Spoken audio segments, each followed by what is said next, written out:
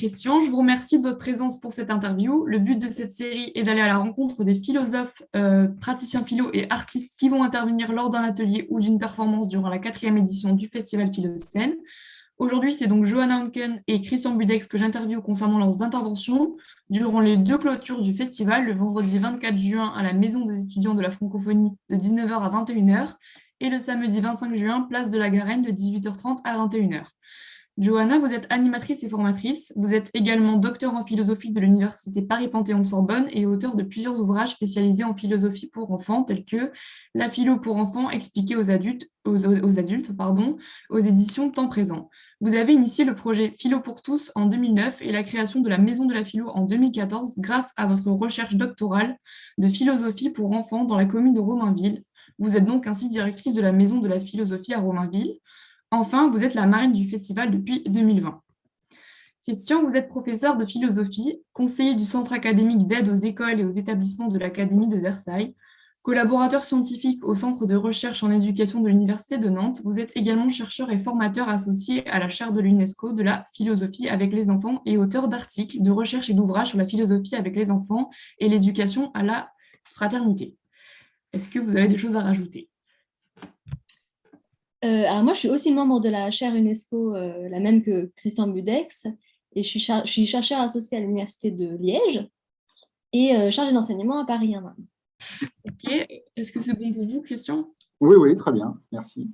Alors, comme première question, j'aimerais vous poser à tous les deux en quoi votre parcours fait que vous avez été intéressés pour participer à ce festival. Je sais que ce n'est pas la première année, mais voilà.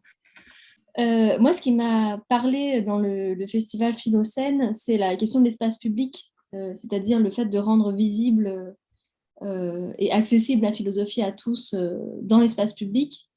Et parce que j'ai l'impression que ces dernières années, finalement, le monde de la philosophie s'est replié et a tendance parfois, notamment dans le monde universitaire, à finalement se sanctuariser dans des espaces réservés et à disparaître de la sphère politique, de la sphère publique, etc.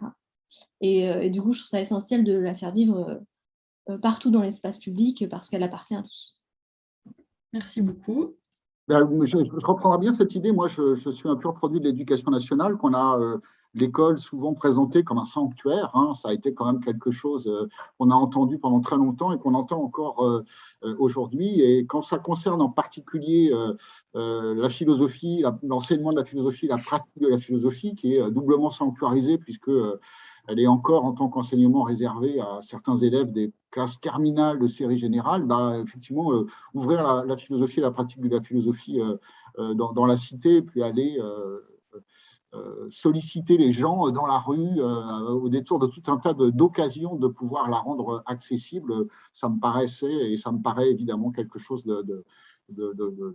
non seulement d'intéressant, de drôle, de ludique, mais d'essentiel, voilà, pour qu'elle puisse se diffuser cette philosophie et qu'elle ne soit pas le privilège de certains. Très bien, merci beaucoup à vous deux. Deuxième question, qu'allez-vous faire dans le cadre du festival Philocène cette année ?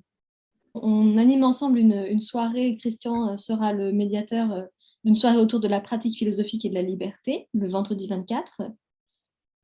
Ensuite, moi, j'anime un atelier pour les enfants et les parents à 15h à la bibliothèque Aimé Césaire.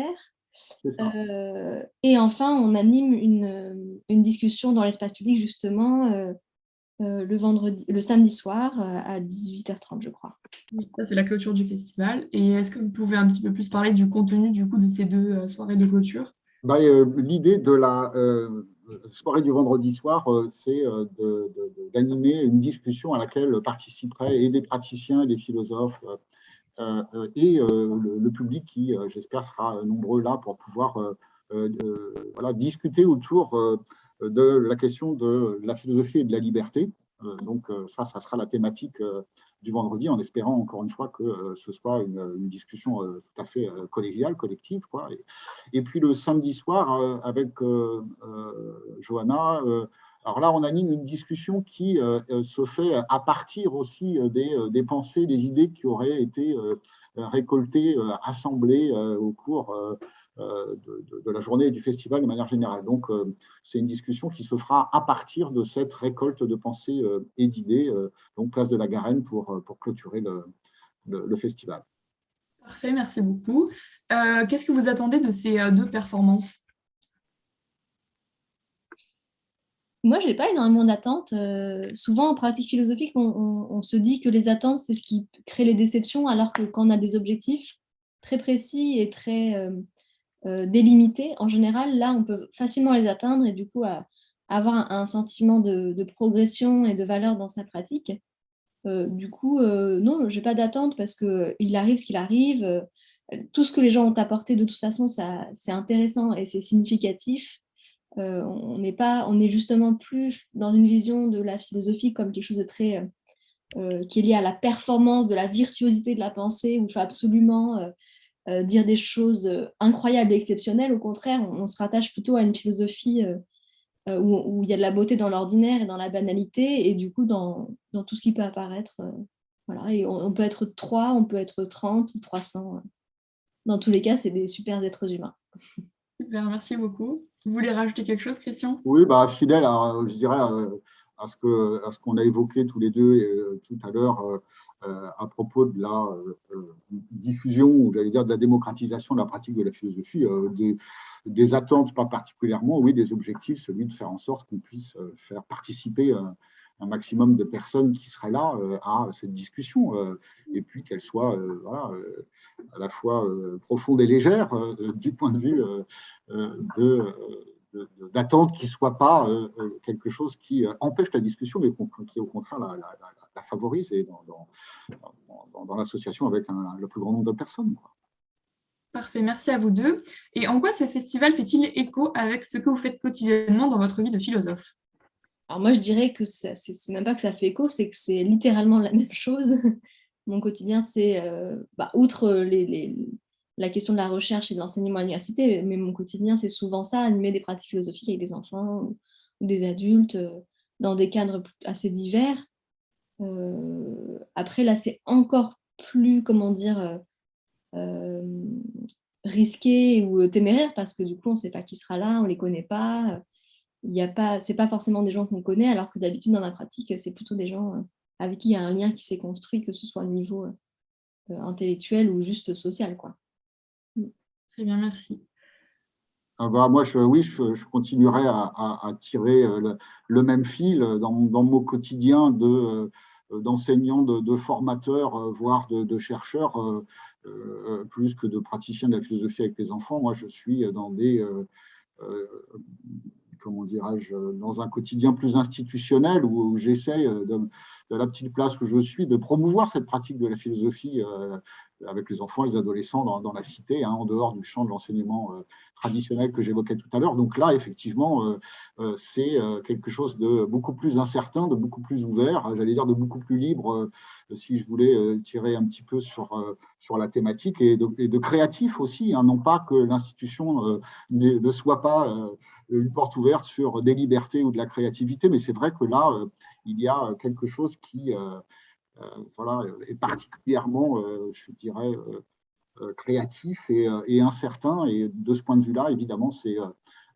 extrêmement motivant, excitant. Il y a quelque chose de l'ordre du spectacle dans le sens le plus noble du terme, là, qui rejoint une philosophie dont la dimension institutionnelle est peut-être pas toujours aussi démocratique, spectaculaire, créative et libre. Parfait. Et merci. Et du coup, forcément, en parlant de liberté, j'aimerais aborder le thème de cette année. Qu'est-ce que vous évoque le thème du festival Désir de liberté? Alors moi, ce qui m'a évoqué de prime abord, c'est que la question de est-ce qu'on désire la liberté, ce n'est pas un problème philosophique, et que c'est plutôt, en tout cas, si vraiment je réfléchis de façon personnelle, c'est comment dire, une tendance innée de chacun, une tendance universelle, qui peut-être nous définit en tant qu'humains d'ailleurs, cette aspiration à la liberté.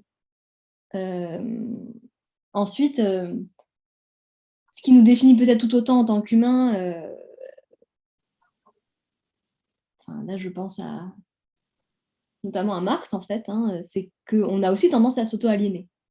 Et en fait, peut-être qu'on est sans cesse dans ce conflit interne entre le désir de liberté et, alors peut-être pas un désir, mais une tendance à l'auto-aliénation qui fait que on crée des choses, on crée des situations, on crée des relations dans lesquelles parfois on a tendance à s'aliéner ou à s'aliéner à soi-même. En tout cas, il y a cette idée que l'humain produit des créatures auxquelles il s'aliène et que ça entre toujours en conflit avec le désir de liberté. Moi, je me serais dit ça de prime abord. Et puis, il y a la question du S qui, du coup, là, pour le coup, j'ai pas de piste. Peut-être que Christian a plus de pistes. Donc là, j'ai commencé à me creuser la tête et j'ai pas encore de réponse. Parfait, c'est très bien. Bah, si le S, enfin, je ne sais pas si c'est une piste, mais en tout cas, il renverrait peut-être, pour moi en tout cas, à quelque chose que tu évoquais là, à savoir que la liberté serait, de mon point de vue, un bien précieux de l'humanité, mais avec lequel cette humanité, un rapport très contrarié.